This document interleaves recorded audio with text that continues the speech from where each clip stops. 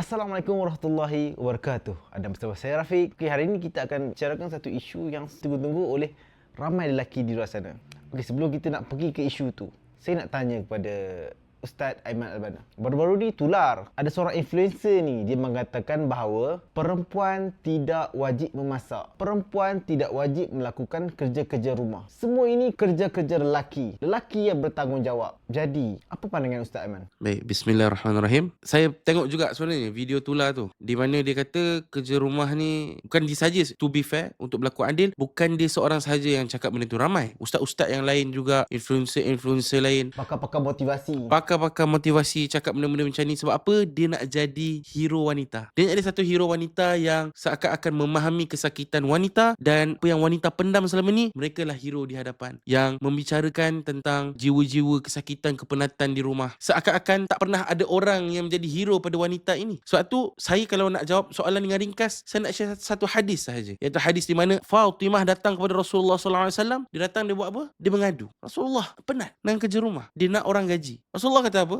Adakah Rasulullah waktu itu berkata pada Fatimah, wahai Fatimah, engkau tahu tak kerja rumah ni kerja siapa? Ini kerja lelaki. Mana Ali? Panggil Ali sekarang. Tak, Rasulullah tak kata. Sedangkan itulah waktu nak tarbiyah umat. Time itulah nak bagi tahu kerja rumah kerja siapa. Ternyata Rasulullah kata apa? Wahai Fatimah, aku ajarkan kau zikir Fatimiyah. Subhanallah, walhamdulillah, wallahu akbar. Dan Fatimah radhiyallahu anha kata, lepas dia amal, dia dah okey dah. So itu poin hadis yang pertama, bahawa kerja rumah ini bukan tugas lelaki. Dan kalau nak tahu, Rasulullah SAW juga bersabda bahawa kerja rumah, amalul kharij, kerja di luar rumah, itulah kerja lelaki, kerja ali. Dan amalul dakhil, sebenarnya dalam syarak kita telah membahagikan tugas rumah, tugas isteri, tugas luar rumah mencari nafkah, tugas suami. Mana common sense kita, suami yang penat-penat bekerja kat luar rumah, awak nak suruh dia buat kerja rumah, memasak, nak kena sapu mop rumah. So bagi saya benda ni common sense. Dalil pertama, common sense. Tak perlu untuk awak jadi pakar agama, tahu bahasa Arab, tahu Quran dengan hadis. Common sense sahaja. Dan yang kedua, dari segi syarak, memang kerja rumah ialah kerja isteri, dan kerja suami ialah mencari nafkah di luar rumah. Sekarang ni kalau kita tengok suasana dunia sekarang ini, perempuan mesti bekerja. Kalau perempuan tak bekerja, dengan kos hidup yang sangat meningkat sekarang ni, tak mampu untuk menampung keperluan keluarga, tak mampu untuk nak menyekolahkan anak, tak mampu untuk membeli barang-barang rumah. Kalau kita nak kata perempuan penat-penat kerja, balik rumah mesti kena masak, basuh baju. So macam mana? Takkan benda ni nampak seperti penindasan terhadap kaum wanita? Kalau konteksnya ialah suami dan isteri bekerja, betul? Okey, jawapan saya tadi adalah untuk konteks isteri yang suri rumah, yang duduk di rumah. Sebab kes Ali dengan Fatimah tadi, Fatimah memang duduk rumah, kan? Sebab berdasarkan hadis bahawa perempuan ini adalah pemimpin, kan? Ra'i'atun fi baiti zawjiha, dalam hadis bahawa dia adalah pemimpin di rumahnya. Ini untuk kes apa? Dia adalah suri rumah. Macam mana pula kalau kes di mana suami bekerja, isteri pula bekerja? Saya ulang lagi sekali, dalil common sense. Tak bolehlah kita ambil dalil Fatimah tadi letak, kau walaupun kerja tapi ingat Fatimah buat kerja dalam rumah. Hadis bagi video saya pula, kan? Awak kena kerja walaupun awak kerja kat luar rumah, awak bantu saya cari nafkah untuk anak-anak family kita, awak tetap kena buat kerja rumah. Ini tak betul. Common sense dia adalah, kalaulah portion amalul kharij tadi, kerja di luar rumah tadi, 50-50 antara suami dan isteri, maka common sense dia, come on lelaki, engkau kena tolonglah kerja rumah juga. Give and take. Kalau 50% dia bantu kerja di luar rumah, 50% kerja rumah, korang bahagi-bahagi. Kita dah penat kerja luar rumah hari ni, kan? Okay, saya bantu awak cuci baju, saya bantu awak sapu mop rumah. Ini common sense. Dan kalau awak tak larat, hayalah orang gaji. Kalau tak mampu, awak bantulah. Susah-susah dahulu. Sebab tu benda ni balik pada common sense. Syarak ini adalah untuk adil. Sakinah, mawaddah, warahmah dalam keluarga itu dibina dengan common sense. Isteri kau manusia, bukan robot. Kita kena jelas benda tu. So hadis Fatimah tadi, kalau isteri kau full time housewife, kalau isteri kau bantu kau kerja kat luar rumah, cari nafkah, come on bro. Asalnya cari kerja di luar rumah, cari nafkah 100% tugas kau. Tapi kau tak mampu sebab pendapatan kau tak boleh nak support sekolah anak, dan tak mampu nak support yang lain-lain. Saya faham, lain keluarga, lain kes. Ingat, setiap rumah tangga ada masalah yang unik. Tak ada boleh bagi satu fatwa untuk semua rumah tangga. Jadi untuk jawapan saya tadi ialah untuk yang awal tadi, soalan pertama tadi adalah untuk rumah tangga yang isterinya suri rumah 100%, dia pula cari nafkah 100% di luar. Itu fatwa dia. Manakala untuk yang sama-sama cari nafkah dekat luar, bekerja, common sense. Dua-dua kena buat kerja rumah. Kalau tak mampu, hire orang gaji. Tak mampu hire orang gaji, dua-dua kerja. Macam itulah. Jadi bagaimana pula dengan konteks yang orang lelaki dah bekerja, orang perempuan ni sebagai suri rumah, tetapi dia terpengaruh dengan influencer-influencer seperti ini? Adakah orang lelaki tu mempunyai pilihan yang lain? Apa pendapat Ustaz? Baik, macam pula kalau kes dia suri rumah, 100% kat rumah, betul? Laki pula amal kharij yang kerja kat luar. Tapi dia ambil pula influencer ni kata, kerja rumah ni kerja suami. Tugas kamu hanya melayan anak sahaja dan melahirkan anak, melayan suami. Kalau perempuan yang macam ni, cuba fikir balik. Common sense balik. Tugas aku lahirkan anak dan layan suami. Kau nak jadi perempuan apa sebenarnya ni? Seakan-akan kau nak jadi diri kau tu macam pelacur pula. Sebab apa? Nak layan suami je. Lepas tu dapat upah setiap hujung bulan. Suami awak tu adalah syurga awak untuk awak berbakti. Setiap kerja rumah awak buat tu adalah ibadah. Awak adalah ra'i'atun fi baiti zawjiha. Dalam hadis Nabi tadi, kau adalah pemimpin dalam rumah engkau. Kau adalah ketua dalam rumah engkau. Setiap apa engkau buat itu adalah pahala di sisi Allah Azza wa Jalla. Dan kau akan dipertanggungjawabkan engkau sediakan rumah yang selesa ke tak, rumah yang kondusif ke tak, makanan yang sedap ke tak pada suami dan anak-anak engkau. So benda ni adalah ra'i'atun. Ni adalah tanggungjawab engkau sebagai suri rumah. Tapi kalau engkau tak nak buat benda ni dengan alasan kau tengok video influencer dan lain-lain, maka solusi saya mudah je. Yang lelaki, engkau dapat isteri yang tak nak buat kerja rumah, kau cari isteri kedua yang nak jadi suri rumah yang buat kerja rumah. Semudah itu saja. Semudah itu saja. Semudah itu saja. Pasal cawangan baru. Take it or leave it. Kalau sebut poligami ni marahlah pula doang kan.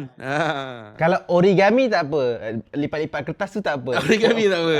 Poligami ni sensitif. Kenapa lelaki di luar sana yang hendak berpoligami seringkali menggunakan alasan agama, menunggang agama untuk berkahwin lagi? Ini adalah sunnah. Ini adalah benda yang Nabi buat, benda yang dianjurkan agama. Tetapi seorang isteri pun tak mampu nak jaga, ada hati nak tambah lagi. Baik, Rafiq, sudah pastilah kalau nak kahwin mestilah dengan alasan agama. Kan Nabi cakap dalam hadis An Amiril Mukminin daripada Umar bin Al-Khattab, dia kata apa? Innamal a'malu binniyat. Sebab amal itu dengan niat. So kalau dia poligami kerana agama, maka poligami itu jadi ibadah. Sudah pastilah niat nak berpoligami itu kerana agama. Kenalah asbab agama. Kalau tak asbab agama tak dapat pahala. So first lah. Bukan saya nak backup, tapi maksud saya hujah kenapa nak poligami kerana agama itu betul. Tetapi yang menyelimuti alasan nafsu dan curang yang tak kompeten dia tu, nafsu dia tu dengan alasan agama, itu tak betul lah. Contoh dia dah curang dengan orang, curang senyap-senyap, lepas tu dia nak kahwin dengan alasan ini adalah sunnah. Ini jadi satu masalah. Bila sembang poligami, ini adalah sunnah, tapi curang tu dosa besar, bukan sunnah. Berzina, couple berdating sebelum kahwin sedangkan dah ada isteri di rumah. So benda-benda ni tak sunnah pula. Bahkan solat jemaah di masjid pun dia tak jaga kan. Amal-amal sunnah yang lain, puasa pun dia tak jaga. Tapi bila poligami, dia yang terpaling sunnah, tapi yang lain dia abaikan. So cinta sunnah Nabi tu hanya bangkit ketika untuk justifikasi nafsu, tetapi untuk perkara lain dia tak seimbang. Bukan saya kata tak boleh poligami kalau awak tak solat kat masjid, kalau awak tak solat sunat, kalau awak tak puasa sunat, tak. Tapi maksud saya semangat sunnah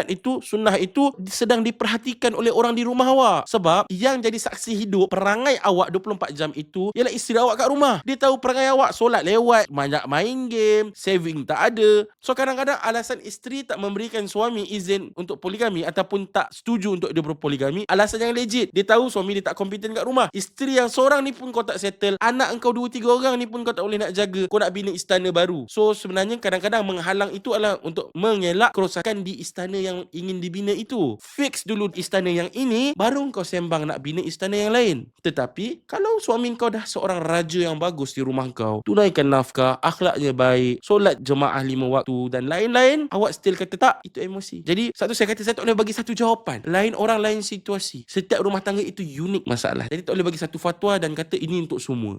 Jika isteri pertama tidak izinkan, adakah suami tetap boleh berkahwin lain? Bukankah perbuatan tu akan menyakiti hati dia? Dia akan murung, dia akan depresi, dia akan rasa nak bunuh diri, dia akan rasa nak buat benda-benda yang melawan perintah agama. Kalau berpoligami, dia akan kecewa, dia akan emosi dan buat macam-macam. Pertama sekali, berpoligami ini adalah mengikut maslahah seorang Muslim. Sebuah rumah tangga itu berbeza. Macam saya cakap tadi, ada kes yang di mana kes yang berbeza. So kita kena tengok kenapa kena poligami itu. Adakah dengan poligami itu jadi solusi untuk masalah yang lebih besar? Maka teruskan poligami itu. Tetapi bagaimana jika ada mudarat seperti isteri murung, merajuk, emosi dan lain-lain? Jawapannya adalah awak patut bersyukur kalau isteri awak sedih, kecewa kalau awak nak poligami. Maksudnya dia sayang awak. Dia sayang awak sebagai suami. Kalau dia happy, nak poligami, okey. Maksudnya kok dia ada curangan lelaki lain. Tapi emosi dan kecewa seorang isteri bila suami nak poligami, normal. Dia tanda sayang. Tapi kena pandu emosi dia dengan takwa. Aku buat ni kerana Allah. Nikah aku ni adalah untuk menjaga diri aku dan aku mampu mampu. Dan sudah pasti membina satu masjid itu pahala besar, membina 2 masjid lagi besar pahalanya. Terangkan dengan baik. Awak, saya kat rumah ni saya dah tunaikan hak anak-anak. Saya dah tunaikan hak saya dengan Allah, hak saya dengan awak, dan Allah kurniakan saya rezeki dan saya mampu. Terangkan dengan baik dengan hikmah. Kalau abang kahwin juga, abang ceraikan saya.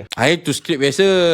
Adakah kita boleh menceraikan dia? Pertama sekali, ar-rijalu qawwamuna 'alan nisa. Lelaki adalah qawwam 'alan nisa. Dia membuat satu permintaan, awak ceraikan saya. Sejak bila pula kita dengar cakap perempuan? Dia mencadangkan, cadangan ditolak. Thank you. Wah, awak nak minta awak diceraikan? Saya tak nak. Saya tak nak. Saya sayang awak. Kenapa saya nak ceraikan awak? Bodohlah saya kalau saya ceraikan awak. Awak wanita yang salihah. Saya takkan ceraikan awak. Awak minta cerai ni adalah sebab awak emosi. Dan saya sayang awak, saya takkan ceraikan awak. As simple as that. Dan kalau dia nak diceraikan, saya kata pergi mahkamah. Good luck untuk buktikan kat mahkamah yang saya adalah suami yang tak baik. Untuk buktikan saya adalah suami yang tak kompeten, suami yang tak tunaikan nafkah. And you know that. Ini persilakan. Tapi ni skrip ni yang betul-betul suami yang baik lah. Lagi kan, kau pakai skrip aku kan. Okay, saya ada bukti awak tak nafkah. Silap lah. Tapi poin saya adalah, dalam rumah tangga ni, lain kes, lain situasi, dan rumah tangga ni ialah ladang ibadah kan? Tempat untuk kita beribadah, tempat untuk kita membina orang-orang yang bertakwa dalam rumah tangga tinggi. Sebab tu dalam surah Furqan, wa ja'alna lil muttaqina imama, dan jadikanlah aku imam untuk orang-orang yang bertakwa. Kenapa kita nak jadi imam untuk orang yang bertakwa? Means kita sendiri dah bertakwa. Itu first. Dan yang kedua, kita nak rumah tangga kita tu ramai orang bertakwa dan kita yang jadi asbab mereka bertakwa. Jadi satu rumah tangga boleh bina beberapa orang yang bertakwa, tapi 2 rumah tangga insya-Allah boleh bina lagi ramai orang yang bertakwa. Tapi dengan syarat apa? Engkau kena bertakwa dulu. Kan? Kau kena jadi muttaqin. Jadi benda ni yang orang kena nampak dulu. Kan? Iaitu bertakwa, nikah tu untuk membina orang-orang yang bertakwa, dan sudah pasti itu adalah amal ibadah yang sangat-sangat besar. Sebab antara sunnah ialah meramaikan umat Nabi Muhammad SAW.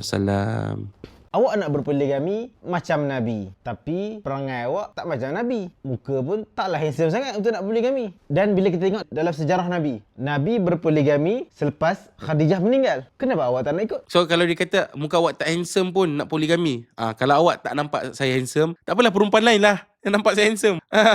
Yang kedua, perangai awak pun tak macam Nabi, tapi nak poligami. Sudah pastilah siapa yang perangai macam Nabi akhir zaman ni. Nabi tu khataman Nabi, manusia yang sempurna. Tak akan ada seorang pun yang akan sama macam Nabi di akhir zaman ni. Kalau awak guna logik, awak tak macam Nabi, kenapa nak poligami? Ingat balik, nikah sunnati. Nikah tu adalah sunnah Nabi. Jadi nikah dengan awak dulu pun adalah sunnah Nabi. Awak kata perangai saya tak macam Nabi, tapi kenapa time saya nak nikah dengan awak tak guna agreement yang sama? Awak jangan nikah dengan saya awak sebab perangai awak tak macam Nabi. Tak. Time dengan awak kemarin, tak apa, saya terima awak seadanya. Nampak tak double standard? Dan satu lagi dia kata apa? Ni agreement sangat famous. Nabi bernikah dengan Khadijah dan bermonogami dengan sangat lama. Lepas Khadijah meninggal dunia, barulah Nabi berpoligami. So apa yang awak nak ni? Awak nak saya doa awak mati dulu ke baru saya berpoligami? Tak. Kes Nabi waktu itu berbeza. Kita tak boleh kata sebab Nabi monogami dulu kemudian baru Nabi berpoligami, kita kena ikut sebiji macam itu. Tidak begitu. Tetapi Nabi yang berpoligami itulah sunnahnya. Nabi poligami dengan adil,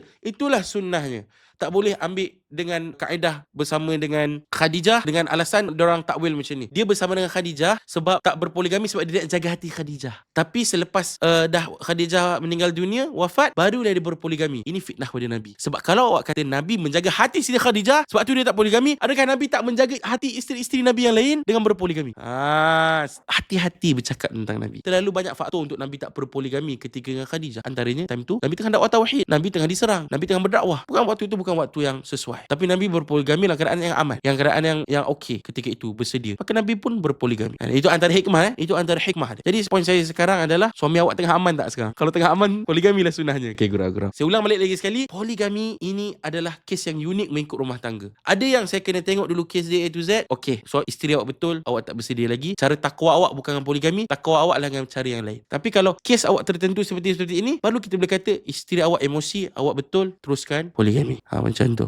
Ingat, apa-apa pun yang kita buat mestilah kerana Allah, untuk membina takwa. Wa ja'alna lil muttaqina imama. Untuk jadikan kita imam untuk orang yang bertakwa. Tapi sebelum kita nak bina orang-orang yang bertakwa ni, imam untuk orang bertakwa, kita dulu kena bertakwa. Mengapa masyarakat membenci poligami berbanding zina sedangkan ia dibenarkan dalam agama? Saya rasa ramai yang nampak benci poligami berbanding zina ni, pertama sekali ialah poligami itu digambarkan dengan buruk sekali oleh media, oleh masyarakat, di social media, di filem. Sebab Sebab apa? Poligami ni sebenarnya ramai, terlalu ramai rumah tangga yang harmoni. Poligami yang happy, isteri kedua happy, isteri pertama happy, isteri ketiga happy, yang ditunaikan nafkahnya. Tapi orang-orang yang solehah seperti ini, mereka tidak suka mewawarkan rumah tangga mereka.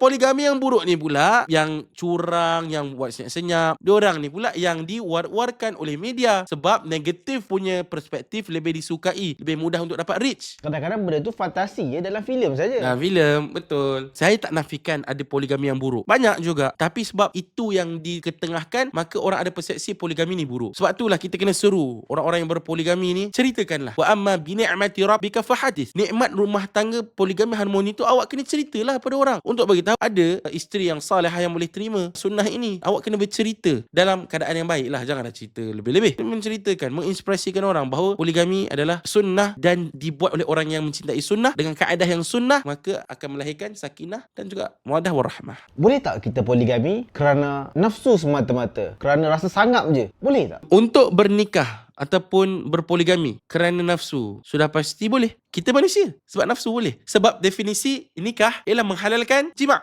Itu adalah maqasid, itu adalah tujuan nikah, untuk menghalalkan jima'. Untuk awak nak bernikah kerana nafsu, sebab awak nak halalkan nafsu, itu adalah dibenarkan. Sebab itulah maksud nikah at the first place. Tetapi bukankah innamal a'malu binniyat wa innamal likulli imrin ma nawa. Faman kana hijratuhu ila Allah wa rasulih fa hijratuhu ila Allah wa rasulih. Siapa yang hijrah kerana Allah dan Rasul, maka hijrahnya adalah untuk Allah dan Rasul. Nampak tak? Dalam hadis ni ada orang yang berhijrah untuk Allah dan Rasul, ada orang yang berhijrah untuk perempuan dan untuk dunia. Perbuatan yang sama tetapi situasi yang berbeza, ganjaran yang berbeza di sisi Allah, kedudukan yang berbeza di sisi Allah. So kalau awak bernikah kerana nafsu, fine, sama macam orang lain. Tapi awak bernikah berpoligami kerana Allah, kerana nak halalkan, kerana nak bina zuriat, maka kadar awak di sisi Allah tu makin besar. Awak buat ni kerana aku, kau buat ni sebab nak ramaikan hamba-hamba aku yang beribadah, pahala makin besar. Dan kalau awak nikah berpoligami tadi kerana dia cantik, nak bernafsu, nak lepaskan nafsu, awak dapatlah benda tadi, awak nikah halal. Oh, masih boleh? Halal, for sure halal. Halal lah nikah dapatlah nafsu, lepaskan nafsu. Tapi kadar pahala awak macam-macam tu je lah kan. Kadar pahala awak macam tu. Semakin ikhlas niat awak, semakin banyak niat awak untuk Allah, untuk agama, makin besar pahala. Why not? Tambah je lah. Nafsu tu iyalah, just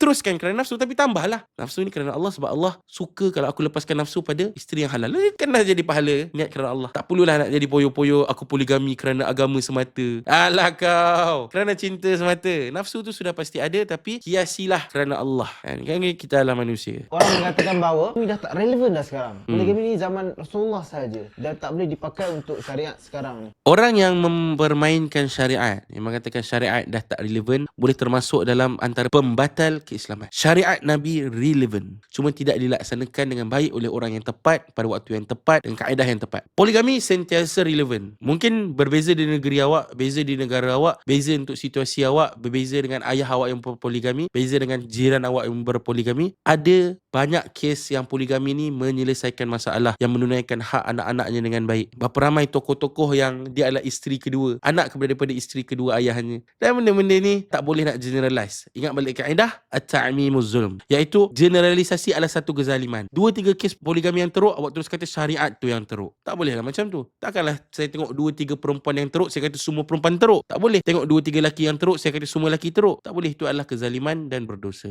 Boleh tak isteri pertama dia letakkan syarat pada suami? Kalau awak nak kahwin lagi, tunggu anak-anak dah besar panjang. Kalau awak nak kahwin lagi, saya nak rumah yang besar. Kalau awak nak kahwin lagi, belikan saya gelang emas. Boleh tak isteri meletakkan syarat sedemikian? Isteri boleh letak syarat-syarat macam tu. Boleh listkan apa syarat-syarat yang dia nak. Tapi kita kata, you boleh buat apa yang you nak lah. Suami kalau mampu, hadiahkan je lah. Just nak ubati hati dia. Awak mampu belikan gelang emas, awak mampu nak belikan dia rumah. Tetapi kalau isteri meletakkan syarat-syarat ini semata-mata untuk merendahkan suami dia, sedangkan suami dia mampu dari segi kadar untuk bernikah lagi dan menafkahi, tapi dia tahu rumah tu harga 1 juta, dia nak tekan, dia sengaja bagi syarat gunung ledang supaya dia tak bernikah. Ini adalah termasuk dalam golongan yang wa ta'awanu 'alal birri wat taqwa wa la ta'awanu 'alal itsmi wal 'udwan. Dia membantu syaitan untuk mempersusahkan poligami itu lagi. Dia bekerjasama dengan syaitan. Syaitan ni dia sangat benci bila orang bernikah. Dia sangat benci ada rumah tangga yang terbina atas dasar takwa. So kau sedang berta'awun dengan syaitan atas perkara dosa, iaitu mempersusahkan nikah. So kalau dia letak syarat tu reasonable, awak belikanlah saya gelang emas, dia nak ubati hati dia, anggaplah tu sedekah untuk menggembirakan hati. hati isteri awak. Adakah lelaki yang berpoligami ini sebenarnya tidak merasa puas dengan apa yang ada pada isteri pertama dan sering merasakan isteri pertama ini serba kekurangan? Okey, untuk saya jawab ya atau tak boleh. Sebab lain lelaki, lain alasan dia kenapa dia poligami. Ada memang kes di mana suami tak puas dengan isteri yang pertama. Maksudnya, isteri dia tak mampu nak layan kehendak dia. Sebab ada perempuan yang jenis dia nak bersama dengan suami dia boleh seminggu sekali je. Ada yang boleh sebulan sekali. Bahkan ada kes yang dia tak nak bersama, bahkan tak suka nak bersama. Dia kata tak suka, aku tak suka benda ni. Memang ada kes betul. Memang kawan saya sendiri. Dan memang ada kes macam ni. Jadi untuk kes yang macam ni, yang dia tak puas dengan isteri dia, logik. Nikah ni dari segi fiknya adalah untuk menghalalkan jima. Dan kalau awak tak dapat jima, di mana awak untuk melepaskan awak punya nafsu pada tempat yang halal, awak tak puas dan awak tak dapat untuk menjaga agama awak, maka poligami adalah solusi untuk awak. So benda ni kita kena clear. Tapi tak semua lelaki berpoligami kerana itu, kerana tak puas bersama. Ada yang berpoligami kerana nak bantu wanita yang lain. Ada yang berpoligami kerana isteri dia minta. Lain lelaki, lain kes. So tak adil untuk kita kata satu-satu kes lelaki yang kuat nafsu, yang curang dan lain, semua lelaki sama. Ini adalah kezaliman. Ada satu kaedah al-ta'mimuz zulm. Generalisasi itu satu kezaliman. Seorang lelaki buat salah, engkau salahkan semua lelaki. Lelaki semua sama. Lelaki semua sama. Itu salah. Kalaulah syariat Allah membenarkan seorang isteri untuk boleh berpoligami dengan 4 lelaki, 10 lelaki, aku akan patuh dan taat. Itu adalah ibadah aku untuk Allah.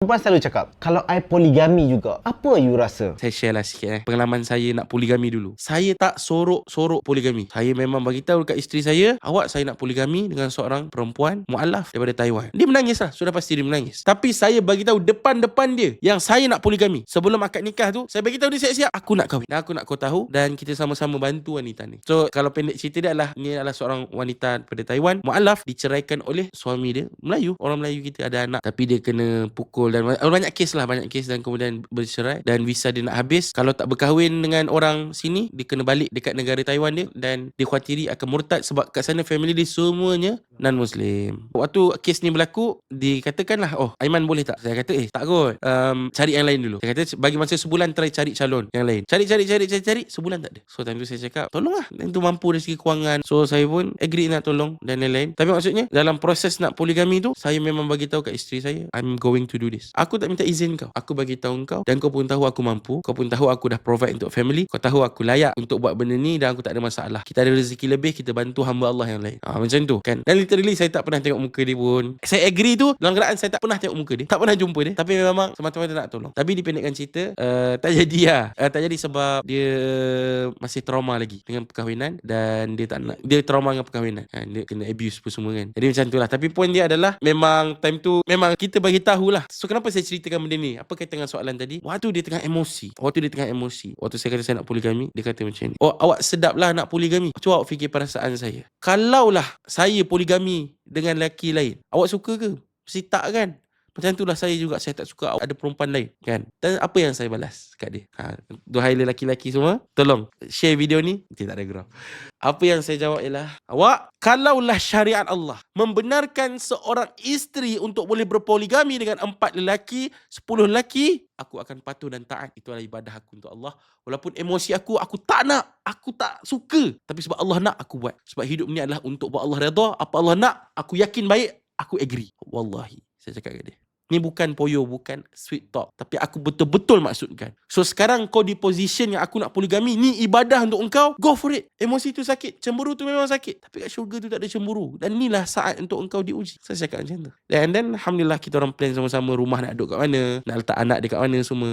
Dan kita orang plan sama lah. So point saya adalah dua benda nak beritahu. First, kau tak perlu nak sorok-sorok sangat pun, beritahu je. Kalau dia marah cemburu tu, tanda sayang lah, bagus lah dia sayang kau, dan beritahu sahaja dengan cara yang baik. Dan yang kedua ialah macam saya cakap tadi, kalau dia emosi dengan kata bagi ayat yang macam tu, jawab, ni syariat Allah. Kalau ni jadi kat saya, Allah turunkan syariat yang isteri boleh bernikah ramai, saya akan taat sebab ni adalah apa yang Allah nak. Tapi dia mengatakan bahawa saya tidak melawan syariat. Saya setuju untuk berpoligami, tetapi bukan suami saya. Suami orang tak apa. Kenapa bukan suami awak? Kerana dia tak rela untuk berkongsi. Dia tak rela untuk berkongsi, dia tak rela untuk dipoligamikan, dimadukan. Terima kasih untuk info tersebut. Okay, take note. Dia tak rela dimadukan dan awak bagi info yang saya nak poligami, saya nak awak dimadukan dan saya nak ada isteri yang kedua. Take note info ni juga. Give and take. Pernikahan Pernikahan bukan tentang apa seorang nak semua kena ikut. Seorang nak, seorang ada nak, jumpa jalan tengah. Dan kalau awak dah tak boleh terima kehendak suami awak, tak boleh nak respect suami awak, maka at the end of the day awak fikir sendiri. Kalau awak tak nak suami awak berpoligami, bahasa kasar dia, awak carilah suami lain. Tapi tak, awak tahu awak sayang, respectlah kehendak dia. Dunia ni memang akan diuji dengan rasa cemburu. Itulah dunia. Itulah ujian untuk awak sebagai seorang wanita yang ingin dipoligamikan. Di saat awak boleh redha dengan keputusan ini kerana Allah Azza wa Jalla, maka sudah pastilah ganjaran yang besar untuk awak. Suami awak tidur dalam keadaan redha pada awak. Dalam satu hadis, mudahnya untuk seorang isteri untuk masuk syurga mana-mana pintu yang dia nak. Iaitu antaranya lah dengan menggembirakan suami. Dengan awak izinkan suami awak berpoligami dan dia happy, dan benda ini akan jadi asbab awak untuk mudah awak ke syurga. Ini ujian Allah untuk awak. Awak nak mudah jalan masuk syurga ataupun awak nak menyusahkan suami awak yang memang dah soleh, yang ingin melakukan perkara yang soleh. Akhirnya balik pada emosi awak sendiri, yang adalah ujian untuk awak. Sebab tu saya cakap setiap rumah tangga ni berbeza, unik. Saya tak boleh kata satu solusi ni dan copy paste kat semua rumah tangga. Jawapan saya tadi untuk suami yang betul soleh, baik, tunaikan nafkah, jaga amalan dia. Orang macam ni awak kena bagi orang yang soleh ni untuk memuslihkan rumah tangga yang lain. Maksudnya makin banyak rumah tangga yang dia jadi suami, menjadi raja di istana yang lain, lagi banyak faedah. Adakah Ustaz mengatakan bahawa hanya orang soleh saja yang boleh berpoligami? Orang yang masih dalam keadaan bermaksiat, membuat dosa-dosa kecil dan sebagai orang fasik tidak boleh berpoligami? Sebenarnya secara kasarnya saya akan kata ya. Kalau anda seorang fasik, tak solat, banyak maksiat, berjudi, poligami, awak sedang menyebarkan lagi kemusnahan dalam istana yang lain. Faham tak? Awak tak solat, awak nak bina generasi yang tak solat yang seterusnya ke? Yang ayahnya berjudi, ayahnya bermaksiat. Sudah pasti syarat untuk berpoligami yang saya nampak untuk membina masyarakat yang soleh ini adalah dia mestilah soleh. Sebab tu kita kena tengok balik apakah definisi soleh. Sebab tu saya suka ada satu buku yang ditulis oleh Ustaz Anin Roslan. Dia terangkan tentang soleh. Soleh ni apa? Bukannya soleh ni bukan maksud sempurna. Ramai orang dia faham soleh ni, oh awak kena sempurna lah barulah awak ni dikira soleh. Tak, soleh dengan solehah, dua ni ada dua benda yang sangat penting. So untuk suami yang soleh tadi saya cakap, Ustaz Anin kata dalam buku dia, soleh ni adalah buat apa Allah suruh dan tinggal apa Allah larang. Sekarang ni poligami tu kau nak buat apa yang Allah suruh, tapi sangatlah kontradik kau tak tinggalkan apa Allah larang. Engkau selektif dalam nak buat apa yang Allah pilih. Allah nak, something wrong. Sebab tu saya tak kata syarat wajib, tapi saya kata syarat common sense, iaitu kau nak buat ibadah tapi kau pilih ibadah yang sesuai dengan hendak nafsu kau. So it is something wrong. And mulut boleh berkata ibadah sunnah, tapi akhirnya tindakan badan kamu, rutin kamu yang membuktikan keimanan dan ketelusan sunnah yang kamu nak ikut tadi tu. Sebab tu isteri memahati awak 24 jam, bangun pagi, tidur malam, ditampak awak. Jadi sebab tu saya cakap terlalu unik. Saya tak boleh bagi satu situasi, satu solusi. Tapi macam saya cakap tadi, kalau suami awak seorang yang soleh, yang muslih, yang boleh mendidik awak, mendidik anak-anak awak, kenapa nak terhadkan lelaki yang hebat macam ni hanya untuk awak? Binalah rumah tangga yang baru, awak akan dapat pahala sebab awak bantu membina keluarga yang hebat tadi juga. Dunia ni kan kita nak bina pahala, so awak kena ubah mindset awak yang lain tadi itulah. Tapi kalau suami awak perangai macam setan, pahala untuk awak halang dia daripada poligami. Jangan rosakkan anak dara orang lain, jangan rosakkan rumah tangga yang lain. Untuk sekarang saya nampak itu adalah yang sebaik-baiknya. Saya ulang lagi sekali, setiap rumah tangga unik, tak ada satu fatwa, tak ada satu jawapan yang khusus untuk semua situasi.